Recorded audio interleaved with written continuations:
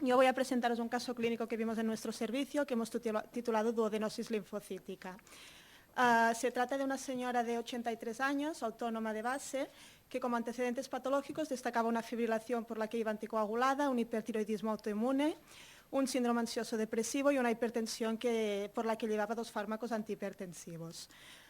Su cuadro clínico empezó en octubre de 2019 con una presentación de diarreas que llegaba a hacer 10 deposiciones diarias, algunas de ellas nocturnas, y se acompañaban de vómitos y una pérdida de peso significativa.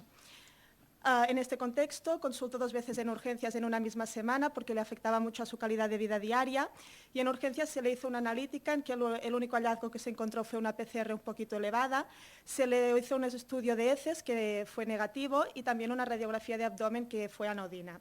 Pero ante la persistencia de la clínica se le pidieron pruebas complementarias ambulatorias y se la derivó a consultas externas de nuestro servicio.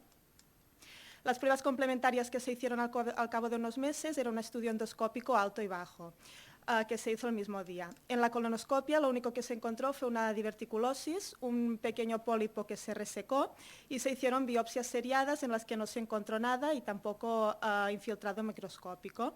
El mismo día también se le practicó una gastroscopia en la que macroscópicamente se vio que tenía una gastritis crónica que se confirmó en las biopsias gástricas que se cogieron, y también se cogieron biopsias duodenales como estudio de la diarrea crónica.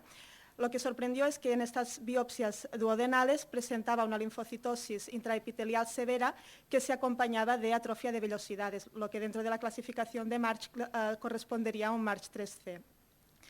Al cabo de unas semanas vimos a la paciente en consultas externas otra vez y, orientando el caso como una posible celiaquía, le pedimos una analítica con la genética y las serologías. La paciente presentaba una haplotipo HLA-DQ2 positiva, el DQ8 era negativo, pero las serologías eran negativas y la paciente en ese momento estaba haciendo una dieta con gluten.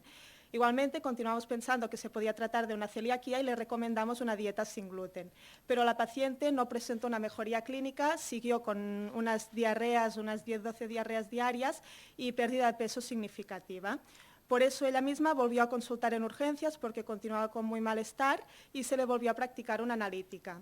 En este momento lo que sí que ya había cambiado es que la paciente presentaba parámetros de desnutrición proteica, presentaba una albúmina y prealbúmina baja. Y en todo este contexto decidimos ingresarla en nuestro servicio para ampliar el estudio y encontrar la causa de esta diarrea. La ingresamos y volvimos a resumir el caso un poco desde el principio, en que teníamos una paciente con una diarrea crónica y pérdida de peso significativo, y el único hallazgo que habíamos encontrado hasta el momento era esta duodenosis linfocítica que se acompañaba de atrofia vellositaria. La duodenosis linfocítica, que también se puede llamar enteritis microscópica o enteritis linfocítica, se describe por una infiltración anómala de linfocitos intraepiteliales, concretamente cuando hay más de 25 por cada 100 enterócitos. Lo normal es que haya entre 5 y 10. Y esto es debido a una respuesta inmune del sistema inmunitario que es no específica a algunas de las sustancias que pueden recorrer por el intestino, como péptidos, tóxicos, antígenos o microorganismos. Y su traducción clínica es en forma de diarreas que pueden ir o no acompañadas de mala absorción dependiendo del grado de afectación de la mucosa. Esta es una imagen histológica en que la de la izquierda es una tinción normal y la derecha inmunohistoquímica que nos señala los linfocitos CD3 que están infiltrando intraepitelialmente la mucosa. Luego esta duodenosis linfocítico, este hallazgo microscópico, es una característica común que podemos encontrar en muchas enfermedades, no solo en las mediadas por gluten, y se puede acompañar de atrofia vellositaria, como era el caso de nuestra paciente, que si es verdad es muy típica de la celiaquía, no es patognomónica de esta enfermedad. Se ha visto que un 22% de las duodenosis linfocíticas pueden ser autolimitadas, que regresan en el tiempo sin encontrar una causa muchas veces, y hay muchas causas y algunas veces puede ser incluso multifactorial. En esta diapositiva vemos todas las causas que pueden causar una duodenosis linfocítica, que pueden o no ir acompañadas por atrofia vellositaria, pero nosotros nos vamos a centrar un poquito en las causas más frecuentes. que serían las siguientes. La primera causa es no encontrar la causa, básicamente es una causa idiopática, que no se encuentra la causa de la duodenosis linfocítica y en muchos casos incluso se autolimita la enfermedad y nunca se llega a saber el por qué presentó la duodenosis del paciente. La segunda causa son los fármacos, que van seguidos de la enfermedad celíaca y de la infección por el Helicobacter pylori. Por lo tanto, en nuestra paciente nos centramos en las causas más frecuentes. Nuestra primera opción diagnóstica, que es el motivo por el cual recomendamos la dieta sin gluten, era la enfermedad celíaca. En este caso, para diagnosticar la enfermedad celíaca, la paciente tendría que cumplir 4 de los 5 criterios siguientes. Que nuestra paciente sí que tenía la clínica compatible con esta diarrea, las serologías fueron negativas, el estudio genético fue positivo porque presentaba un DQ2 positivo y el estudio histológico también, de hecho se trataba de un MARCH3C, pero no presentó respuesta clínica a la dieta sin gluten, por lo tanto ya descartamos la enfermedad celíaca. Otra de las causas muy frecuentes es la infección por Helicobacter pylori y otros microorganismos. Por lo que respecta al Helicobacter pylori, en nuestra paciente, cuando le cogimos las biopsias gástricas en el estudio inicial, vimos que no presentaba el Helicobacter pylori, por lo tanto descartamos esta causa como la etiología de su enfermedad. También se ha visto que hay algunos parásitos que pueden provocar una duodenosis linfocítica, pero en este caso suelen ir acompañados de eosinofilia y el parásito se podría encontrar tanto en la muestra de heces, que no fue el caso, como en la biopsia duodenal, en que tampoco los encontramos. Por lo tanto, era un diagnóstico poco probable. El sobrecrecimiento bacteriano también puede ir acompañado de duodenosis linfocítica, pero no va acompañado de atrofia velocitaria, como era el caso de nuestra paciente. Por lo tanto, pensamos que la infección era la causa del cuadro de nuestra paciente.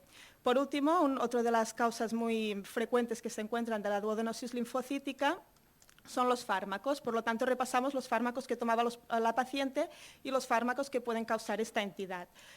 Por un lado tenemos los AINES, que en el caso de nuestra paciente no consumía. Por otro, los IBPs, que en este caso se los retiramos sin encontrar ninguna mejoría clínica.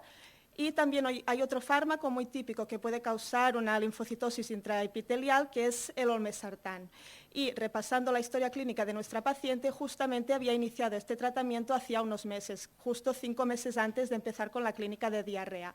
Por lo tanto, retiramos el fármaco como posible causa y la paciente presentó una mejoría clínica a los 10-15 días. Por lo tanto, nosotros asumimos que seguramente nos encontrábamos ante una enteropatía por olmesartán. El olmesartán es un antihipertensivo, concretamente pertenece a la familia de los ARA2 y la enteropatía causada por este fármaco se reconoció por primera vez en 2012 a raíz de una serie de casos, de 22 casos que se hizo en la clínica Mayo en pacientes que presentaban la enteropatía típica y que tomaban olmesartán y que la clínica y la histología regresó al quitar el fármaco. También se ha visto que puede ir asociada esta enteropatía a otros ARA2, pero la asociación no es tan clara y solo se ha descrito en algunas series de casos. El mecanismo fisiopatológico es la respuesta inmunitaria de las células duodenales contra el fármaco. Luego, en esta tabla intentamos resumir un poco las características de esta enteropatía. Por un lado, se tiene que destacar, ¿no?, que la clínica, la diarrea, suele aparecer unos meses más tarde del inicio del fármaco, pero puede incluso iniciarse años después de haberse empezado el fármaco. Clínicamente es la clínica que presentaba nuestra paciente, una diarrea acuosa con pérdida de peso que también puede ir acompañada de dolor abdominal y que no nos responde a la dieta sin gluten. Analíticamente se pueden ver datos de anemia normo-normo y también pueden ir acompañados de datos de desnutrición proteica. Las serologías, como hemos visto en nuestra paciente, son negativas, pero sí que se ha visto que la asociación con el haplotipo HLA-DQ2 o DQ8 es más frecuente que en la población general. Concretamente, en la enteropatía por olmesartán se ha visto que hasta un 72% de los pacientes pueden ser positivos, mientras que en la población general es de un 30-40% de los pacientes. Histológicamente es la histología que encontramos en nuestra paciente con este infiltrado linfocítico acompañado de atrofia velocitaria. Y el tratamiento es muy fácil, es retirar el fármaco y se ha visto que la clínica mejora a los 10-15 días de la retirada del fármaco y que la biopsia se normaliza a los 3-12 meses de la retirada del fármaco.